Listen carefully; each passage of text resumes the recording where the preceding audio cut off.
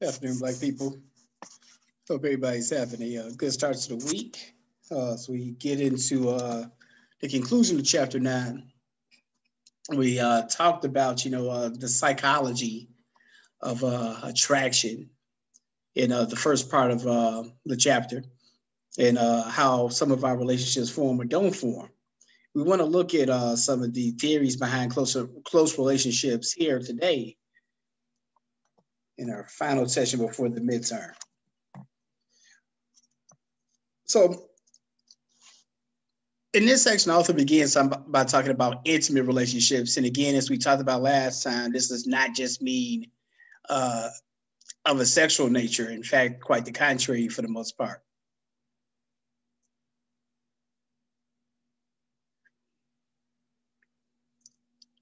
But when we talk about, a close relationship between two adults, this involves emotional attachment,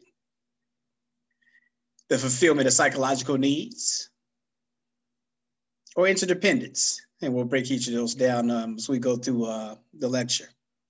There are few adult relationships, believe me, that have all three components. Again, adult relationships, not just romantic, friendships, sibling relationships, relationships with peers, coworkers. And oftentimes that's okay. Again, there are many relationships where that's not necessarily the goal of the purpose. That doesn't mean that you can't still get something from it.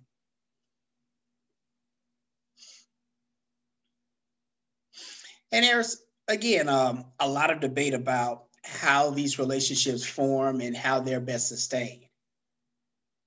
And, the question, goes, do they go by stages or do they go by leaps and bounds? What do you all think? And again, keep in mind, we're talking about, intimate relationships of all natures. So whether it be, your boyfriend, your close friends, do you think that again, in your experiences, are they generally very quick to develop, or is it more of a slow, gradual closeness? Well, for me personally, I feel like it's a slow, kind of gradual closeness. Cause from based on my track record, the majority of the people that I've been attracted to, intimate and not, have been my friends first. Like female wise. Like we've been cool, been friends first, and then that kind of turned into, well, damn, you cool. It I don't know. Me personally, I'm just never a person, I'm not a person to just be like, damn, I see you over there. I'm gonna talk to you. We've been talking for a week, boom, I'm in love. Like I'm not one of those guys. Yeah, for sure. Um, I'm gonna just add to that, and I want to say sometimes it depends. Some relationship happen faster than others. Like you can have friends who after a week, you can just very much click with that person and that's your dog. Like after a week, but then other times it's as a relationship goes on, you okay, slow your roll. Like, is this my friend first? It's this gonna be something in the long haul. Like Ron said, not if we trying to kick it for real, this not no week, and you my dude. You feel me? Absolutely, absolutely. And I think that's a very not only a good subjective answer. I think that's a good scientific answer, as we talked about that. Even though there are certain patterns, the situations and conditions are always important. I think, I know for myself, many of my close friends, in fact, I actually didn't like them cats when I first met them. Some one of my guys, Danny G, we clicked instantly. Met in college and just boom. Other cats, it would take a little while longer. Like, hey, I thought you was whack, dog, but you actually kind of cool. And again, as we prepare for the exam, do not only try and memorize terms such as this, but definitely when you see a term in italics like this is something that you really want to give a lot of attention to. I think you all know me well enough by now to not just try and memorize the definitions, but make sure that you truly understand. And I think a lot of this stuff is straightforward. So the stimulus stage is just, the initial spark, particularly when we're talking about, romantic relationships.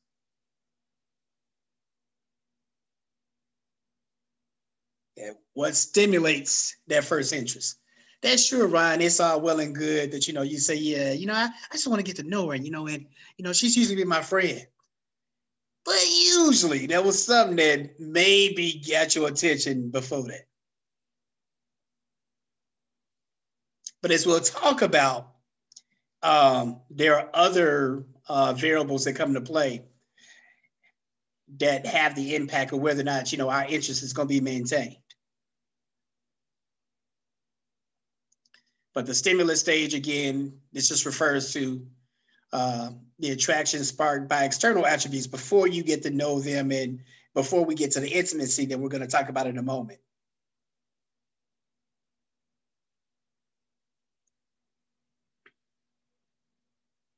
Now, the value stage comes in, Ron, where you get to see, do you all kind of like, share? Do you believe in similar things, similar goals, share perspectives on life?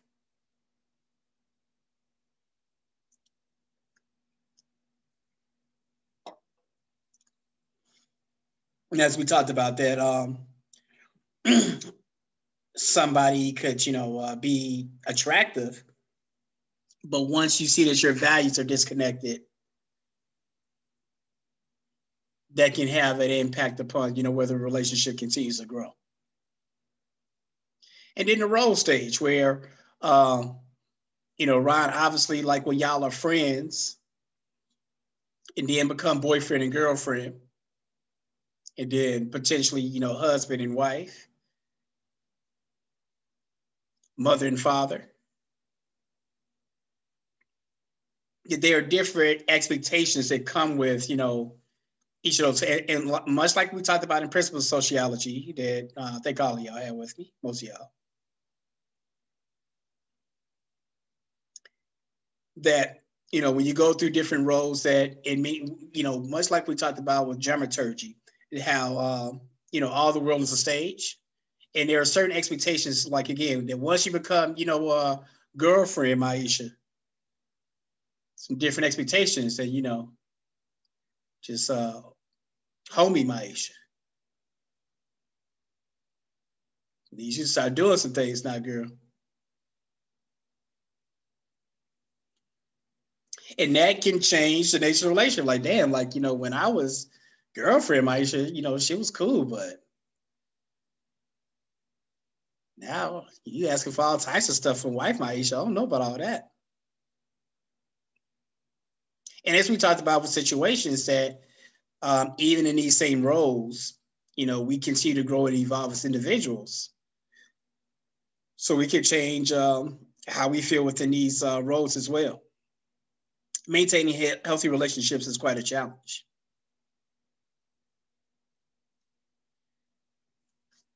Now, it is important to understand that, when we talk again about theories, and what does a theory do again? What does a theory attempt to do? Attempt to explain cause and effect relationships between two phenomena. Good. So here we're trying to explain how and why close relationships are formed. And one theory is social exchange theory. The theory sounds exactly like it says. The theory is exactly like it sounds.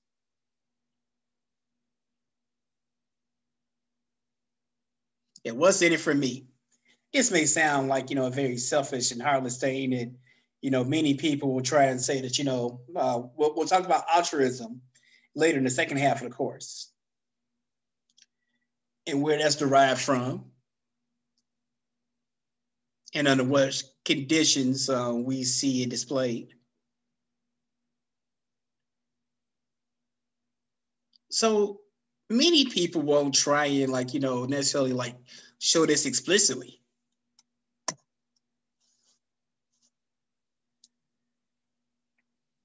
But I need y'all definitely to be thinking about this in y'all relationships.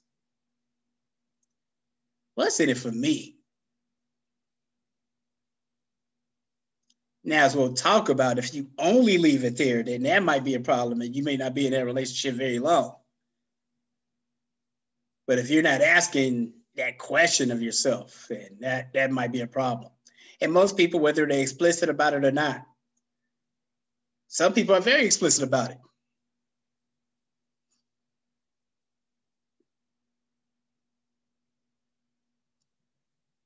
Like, look, you got to pay my bills. You got to buy me some hair. You got to be paying for my, like, you know, you got to be paying for my fades.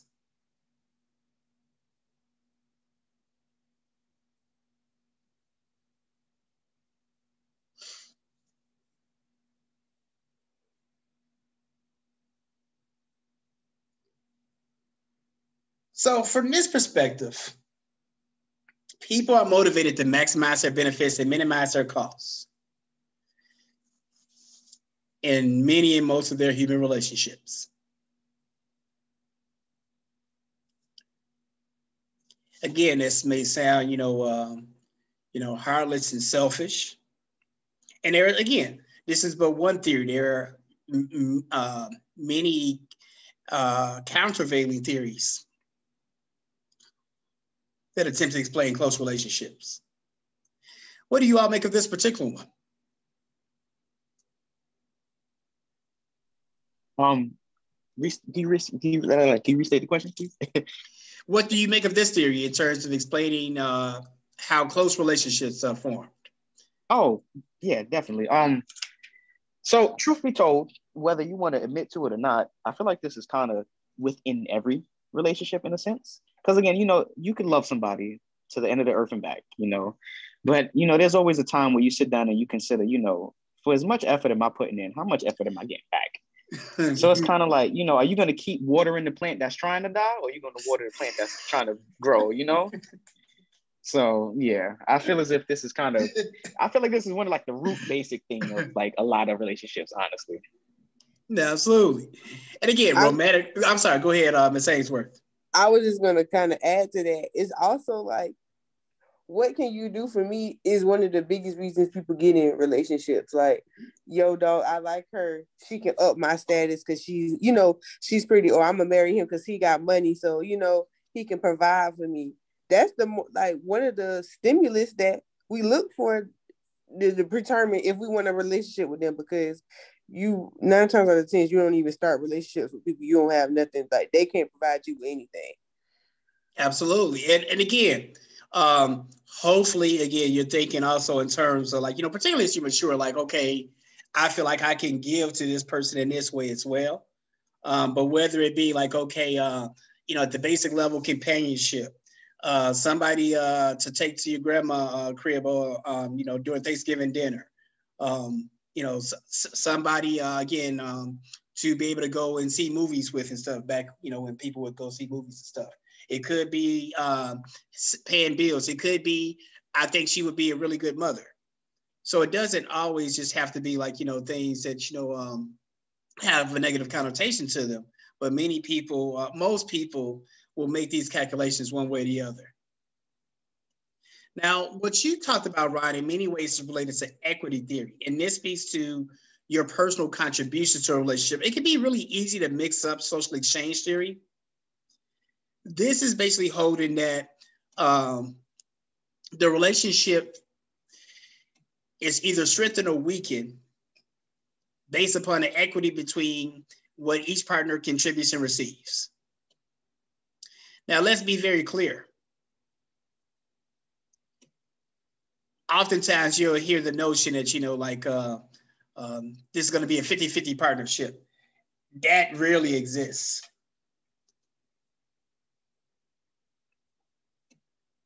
So you may not get 50-50, but you can get balance. So like I said, we talked about this like before, when y'all were talking about y'all hypothetical first dates and stuff like that. So as a man, like I don't have a problem paying most of the time. But I ain't paying all the time.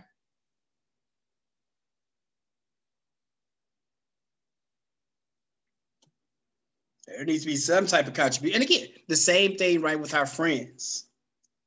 That, we'll talk about this in more detail in a moment. That if me and my homies and stuff go out and I buy a round of drinks, like I'm generally not keeping score. Unless, these kind of things happen again and again and again and again and again and again. And Ryan, you ain't never picking up the tab, dog. So most of the time in relationships, people ain't keeping that kind of score. So like in your family and stuff like that, if me and my brother look out for each other, like I'm not keeping track of, okay, well, he did this and he did that. But if it becomes, if you begin to see that you're not, and again, without keeping score, we talked about, data, there's empirical data numbers where you can say, okay, well, he paid this many times and I paid this many times, a number, but you usually don't have to do that. You can usually feel it qualitatively if you're not getting what you feel like that you are putting into a relationship.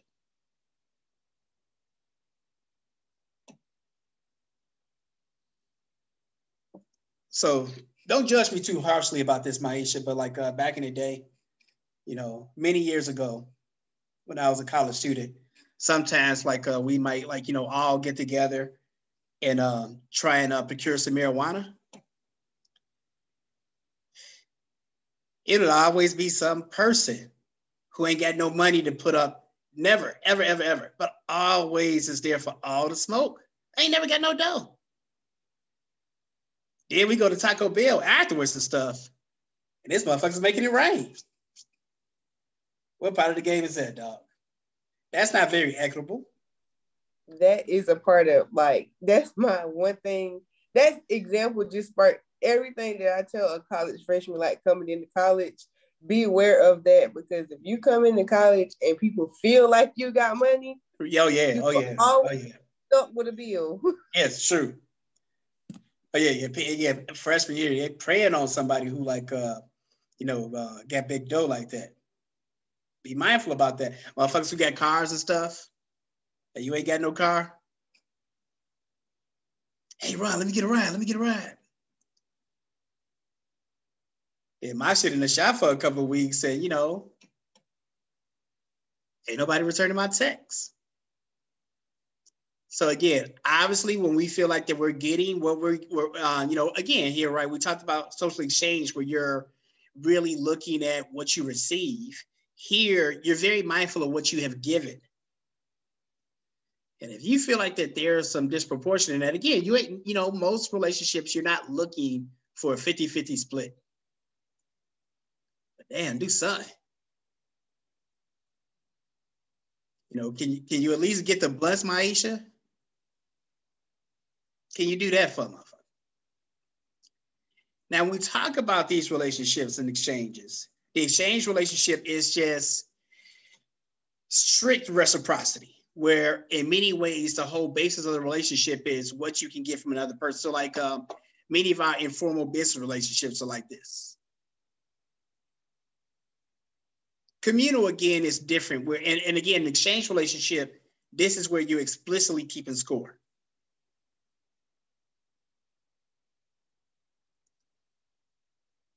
And it's strict reciprocity.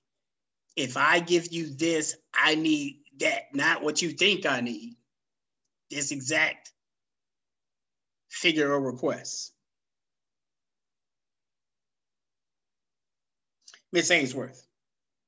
I just want to make sure I'm connecting it. So, an example of an exchange relationship would be like working a job. So, if absolutely I work 20 hours, I need that paycheck that's at the end of the week. That's a great example. Absolutely. And the exact figure that it says. None of this, okay, well, we'll let you take home some extra supply. No. Hey, we got this coupon. No, dog. This is exactly the exchange that I need. So yes, those kind of things. And again, it's a good example because people will try and even exchanges like that will try and flex you. Crackheads and stuff like that. Like, look, this crack costs $25. I can't do anything with this typewriter, dog. This rotary phone is really interesting, but this is like the crack. I can't give you crack for this. It's a strict reciprocity. Communal, again, is a bit different. and you can respond to their more specific needs. And again, listen to the word itself, that there's a wider relationship beyond just, and I was going to say an economic exchange, but exchange relationships don't have to be strictly economic. Most of them are, to your point, Maisha. But these, you can also respond, you could and should respond to emotional needs as well. This would be things like, okay, if, as a friend, I don't need to so it doesn't have to be, if we're having a conversation and we're friends, it ain't got to be, okay, well, look, you talk for 25 minutes and I talk for 25 minutes. You can talk for 25 and I can talk for 10, but you at least need to get some time to hear what I'm saying as well. Whereas for the exchange, it has to be 25 minutes each. Now we begin this course talking about the development of the self. As we end up here and talking about, close relationships, if one of the things that has a major impact upon how you form relationships is how have your inner self developed. And one of the things that social scientists, social psychologists in particular, have been really interested in studying is the correlation between your attachment style, particularly as a baby and an infant, and future relationships. Well, hopefully you all have read this already. There might be some extra credit available if you have, but when an author's talking about attachment style, what do they even mean? What's your attachment? What's the attachment style? What does that refer to? So far to my understanding, there was two types, right? There's secure and insecure, from what I understood, right?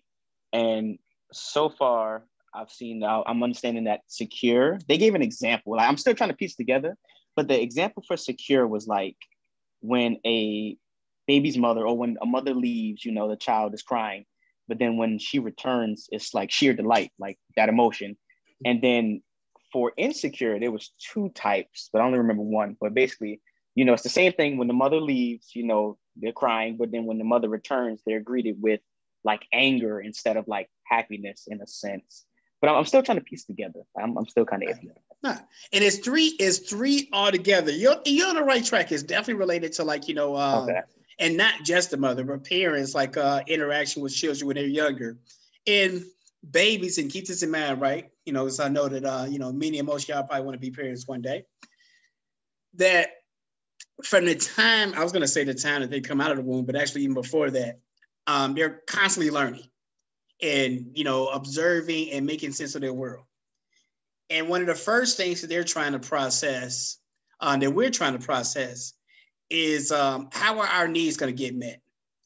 As infants, we're totally dependent upon, again, our parents for all of our needs, or our caregivers, if we're not fortunate enough to have our parents around. Does everybody's parents tend to their needs the same way? No. So when you mentioned the crying examples, Ron, it'll be like this, where if you cry, if as an infant, you sit in the crib and you crying and crying and crying and crying, and nobody comes to tend to you or assist you, what might you learn about the world? Or how might you process that? Internally, you got to kind of do it for yourself in a sense. Good. It's not a lot to rely on. In a sense. Good. Yeah. What if you cried, and every single time you cry, even for half a second, somebody come pick you up? How might you process the world that way? Then I'm gonna feel entitled to receive help or benefits. Like, damn, I just fell. I need help standing up. Yeah. Go ahead, Ms. Haysworth. I was gonna say spoil you, and that I've learned that doesn't, you can't outgrow that. Absolutely. And mentality. Right. And very important points, that none of this stuff is just fully explanatory. That as human beings, we are influenced by literally a million different things. So this is a theory of how we can get socialized into ourselves in some ways, but we can get socialized. So you might have been this baby that, was really cuddled and coddled, and you may have an experience to like re-socialize you from that. But what it speaks to is that early on, people are kind of learning and assessing how their needs will be met. And the secure, so it's 3 of them all together: secure, avoidant, and anxious. And I'll go back to the other slide in a moment. And again, secure, and this is the type of baby where, you can leave them somewhere. They're not necessarily thrilled that, mama is gone, but they can chill. I'm gonna sit, I'm gonna sit little Maisha down. She can chill, be all good.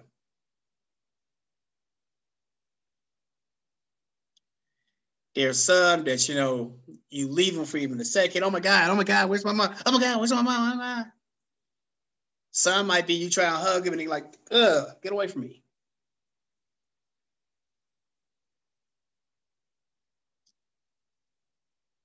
So according to this body of research, there's a relationship between this and how people form adult relationships. And again, don't feel like you got to write all this down, because where do you think this information came from? Good guess.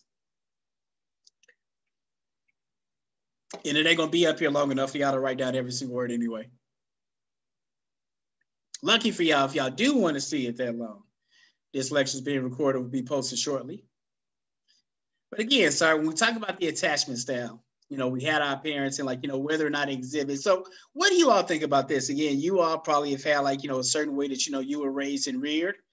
Do you think this has any relationship on, your personal relationships, or have you seen this with others that you may have observed, particularly in your family, where you may have had a chance to see how they were raised, from the beginning? Yes. Hold on. Elaborate. You go first. I'm going to say I can see the difference between how my mother and her sister, the difference in how they raise their children, because me and my brother, we're more of, we fend for ourselves. That's something our mama taught us, to be independent no matter what.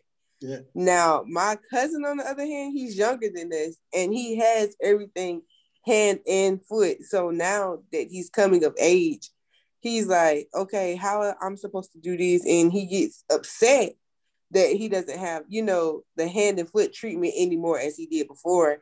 And it's kind of crippling, sometimes as adults go on, because everybody in life is not going to cater to your needs. Absolutely. No question. But let me ask it a different way. So those things definitely can speak to in terms of our levels of dependence and independence. But what about in terms of formation of healthy adult relationships? So secure, my bad. So secure folks, for example, right? They find it easy to get close to other people. Avoidant, it's a little bit more difficult. They don't really trust people. Anxious people, they are constantly worried, do you really love me? Do you love me? Do you love me now? Do you love me now? Are you sure you still love me? Are you sure? Are you sure you're happy? So they're very anxious about, in terms of their relationships. So we're talking more in terms of how these things impact your relationships with other people in terms of your secure, avoidant, or anxious type rearing. Does that help make things a little bit more clear in terms of what we're looking for here? Yeah. So what do you think? So with this understanding, do you see any relationship in this regard, or have you seen this? Yes. Yeah. Mm-hmm. Go ahead, Ron. You go first. Oh, okay. I was looking at it and I can kind of see this within myself. Now, truth be told, I don't know how, myself in a scenario where, I cry if I get tended to. I really don't know how that turned out when I was a baby. But truth be told, I can see myself being somewhat avoidant for the simple fact that, it is kind of uncomfortable to be too close to others. I'm not an individual that's when I say too close, I'm I'm not with the, the mushy gushy lovey dovey type, and that. And then also yeah, we're cool. But truth be told, there's about 2 people, maybe 3. Yeah, including my parents, 4 people in this world that truthfully know what the fuck I deal with on a daily basis. And, I won't say that it's fully avoidant because then I see anxious as well because it's like, okay, boom, I'm rocking with somebody, we cool, regular conversation. And then it's like, damn, this shit too good to be true. What you got going on? What kind of ulterior motives you got going on? Like, are you really this cool with me? You really like what's going on? Yeah. Right. So yeah, definitely. I can definitely see it. Now that's a good example. There's a lot of them where people will almost sabotage your own relationships in many ways. And again, not just romantic friendships as well, where again, if they almost feel like, okay, this is too good to be true. I am used to people letting me down and abandoning me. You're going to be just, part of the same old pattern. So keep these things in mind and be very mindful about them yourselves in terms of like, like the point that you made was well taken, Maisha, in terms of the balance, because it's a thin line. And as we talked about, there's a reason why being a parent is the most difficult job in the world. There's no like blueprint or one way to do things. It's a whole bunch of trial and error. But one of the things that I know that, some of the sound parents that I know, and the best parents that I know personally, my own, would really try and strike a balance. Where I do think that, you want to show a child a healthy amount of love, but I do, that coddling stuff is often not very helpful in my unscientific experience. Now, another theory of love is Sternberg's triangular theory of love. He says that love, true love, not infatuation, not lust, that true love has three components. These consist of intimacy, passion, and commitment. Let's look at each of these in more detail. So intimacy. So it talks about here like it, but like the main component of intimacy is like sharing. That yes, you do share that kind of intimacy too, but it's more than just that. Sharing about yourself. That again, when you get to know a person, and again, this is not just, in this sense, only about romantic love when we talk about intimacy. That, Ron, when you talked about only 4 people know everything that you have going on, because you ain't finna be sharing all the details of your life with everybody. There may, again, be some things that, I may talk about with coworkers. Some things I may talk about like with my male homies. But different conversations that I may have like with my girl, with my parents.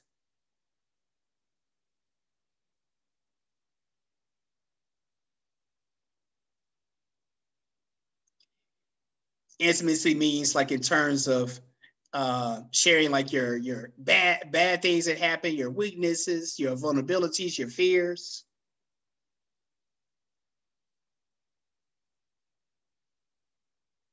Some of it comes just like, through time.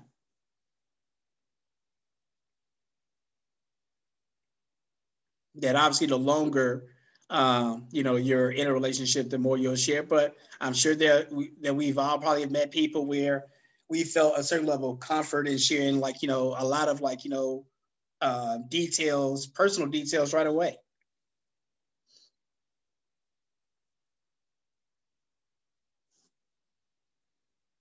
Passion, again, speaks to the, the physical attraction.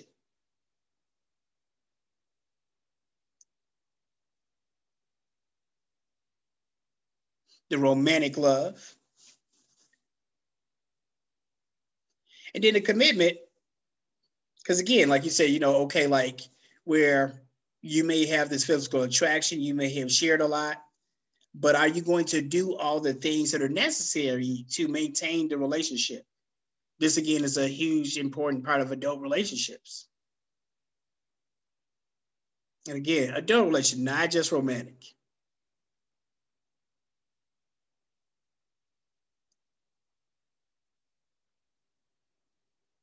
Now, we talk about passion and love, and we'll get blocked out in a second. Let me see what I got here.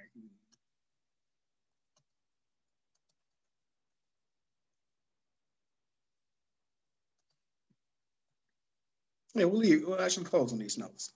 So we talk about passionate love. Again, it's the love that's characterized by high arousal and intense attraction, fear of rejection.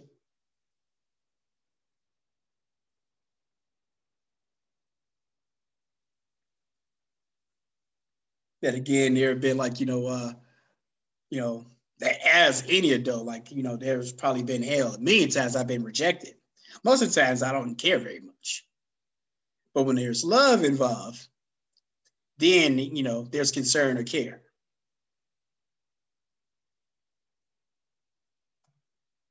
Companionate love, again, is a secure, more trusting, and stable type of love. Definitely, again, so you hear that word there, companion. So it's definitely like, the love you may have for your homies. But you can have this within romance as well. In fact, I'm not sure how you can have it as an adult without, how you can have romantic love as an adult without having companionate love. Not sure if that's true at any age. True love. So it's a secure, trusting, and stable partnership. It's less intense than passionate love. Like, so passionate love, again, where, and keep in mind, like, relationships can go through phases where, the first, early months intensity and stuff like that, like, no relationship is just going to go on like that forever. That would be unrealistic and impractical. Some relationships, when that phase dies off, aren't able to be sustained. But those that have the companion love that Sternberg talks about have a great ability to have that. And one of the most important components of it, when we talk about, again, the intimacy that comes along with companion love, is self-disclosure. We talked about in the early portion of the course, your actual self and your ideal self, your actual self and your ideal self. That in many of our relationships, not everybody is seeing our actual self. And this doesn't mean that we're fronting or pretending. They don't need to see all that.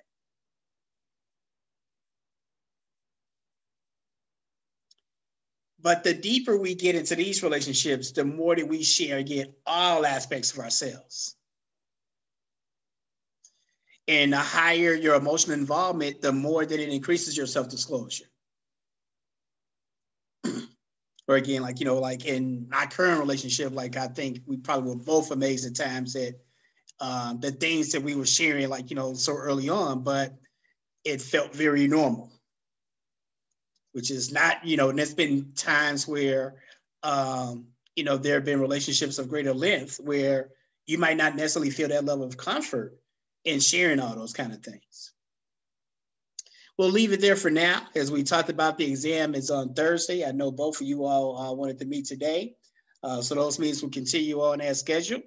Do you have, I'm sorry, go ahead. I'm just saying, could we do it together?